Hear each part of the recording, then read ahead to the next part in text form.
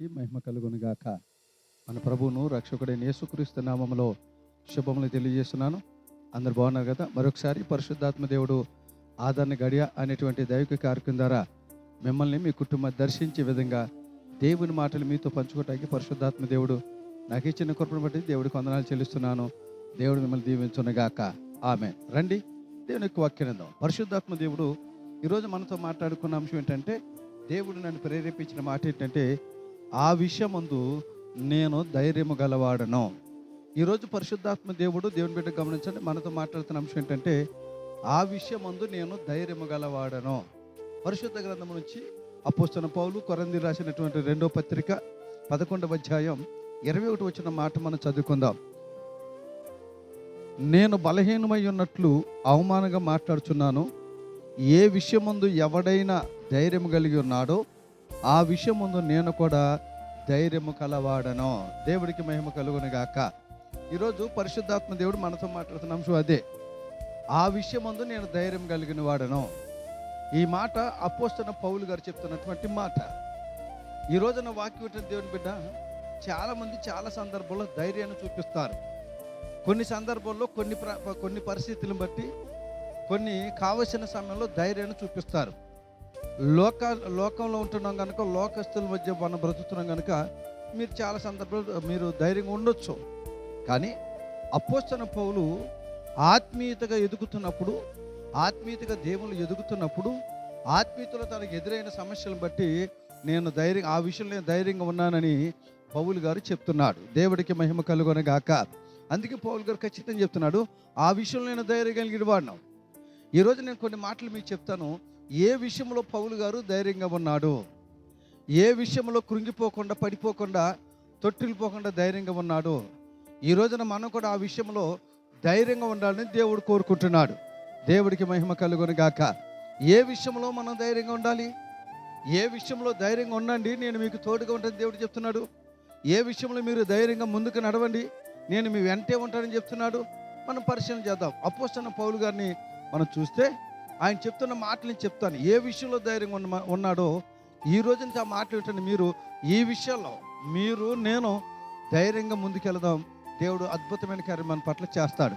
చూద్దాం ఒకసారి పౌలు గారు, మన పితడైన పౌలు గారు ఏ విషయంలో ధైర్యంగా ఉన్నాడు. ఒకటి, పరిశుద్ధ గ్రంథంలో అదే కొరింథీయులకు రాసిన పత్రిక 2వ పత్రిక 11వ అధ్యాయం 23వ వచనం నుంచి 27వ వచనం వరకు చూస్తే, 11వ అధ్యాయం అపోస్తలుడైన పౌలు కొరింథీయులకు రాసిన 2వ పత్రిక 11:23 నుంచి 27 వరకు చూస్తే, శ్రమలు వచ్చినప్పుడు, కరువు వచ్చినప్పుడు, అనేక దెబ్బలు తగిలినప్పుడు, త్యాగారాలు చేసినప్పుడు పౌలు గారు అంటే కృంగిపోకుండా ధైర్యంగా ఉన్నాడు. దేవుడికి మహిమ కలుగును గాక. దేని బిడ్డలు గమనించండి, అనేకమైన శ్రమలు వచ్చినాయి, చాలా సందర్భాలు కరువును అనుభవించాడు, అనేక సందర్భాలు దెబ్బలు తిన్నాడు, త్యాగారాలు, నిద్రలేని పరిస్థితులు కూడా ఎదురైనాయి.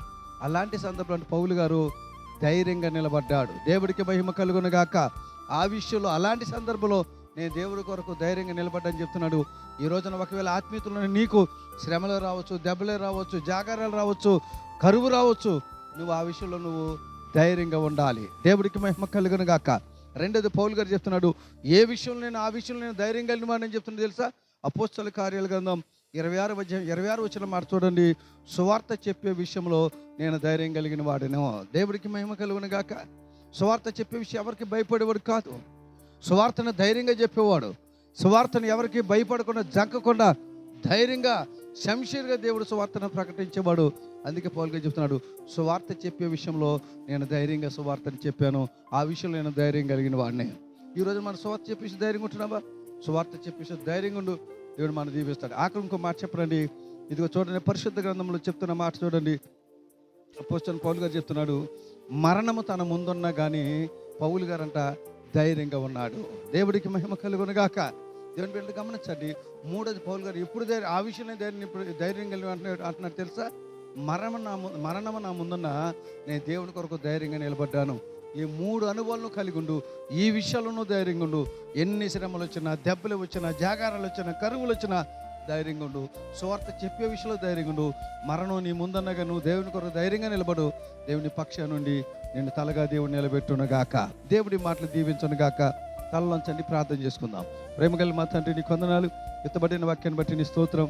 వాక్యం ప్రతి ఒక్క జీవితంలో ఫలింపచేసి ఈ రోజు వాక్యం ప్రతి బిడ్డ ఏ విషయంలో జంకిపోకుండా భయపడకుండా జడియకుండా ధైర్యంగా ఉండి నీ సువార్తను చెప్పే కృప దయచేసి మేలుతో నింపమని సహాయం తెచ్చామని వీళ్ళ పక్షం మీరు వ్యాజ్యమాడమని యేసునామములో అడిగి పొంది ఉన్నాం తండ్రి, ఆమేన్. దేవుడు మిమ్మల్ని దీవించునుగాక. మరొకసారి ప్రభుపేట మీకు వందనాలు చెల్లిస్తున్నాను. దేని బిడ్డలు గమనించండి, మిమ్మల్ని నేను మరి ఒకసారి మీకు మనం చేస్తున్నాను. ఈ ఆదరణ గడియ అనేటువంటి దైవ కార్యక్రమాన్ని మీరందరూ చక్కగా వీక్షిస్తున్నారు, చూస్తున్నారు. ఇంకా మీరు ఈ ఛానల్ని మా యొక్క కార్యక్రమం ఇంకా మమ్మల్ని బలపరుస్తారని, మమ్మల్ని ప్రేమించి మా పట్ల మరి కృప చూపించి మీరు ఇంకా ధైర్యపరుస్తారని నేను ఆశ కలిగి ఉన్నాను. అనేక మంది షేర్ చేయండి. ఒకవేళ మీలో ప్రార్థన అవసరం ఉంటే ఈ స్క్రీన్ మీద నెంబర్ ఫోన్ చేయండి. మీకు ప్రార్థన చేస్తాం. దేవుడు తప్పక మిమ్మల్ని దీవించునుగాక. ఆమేన్.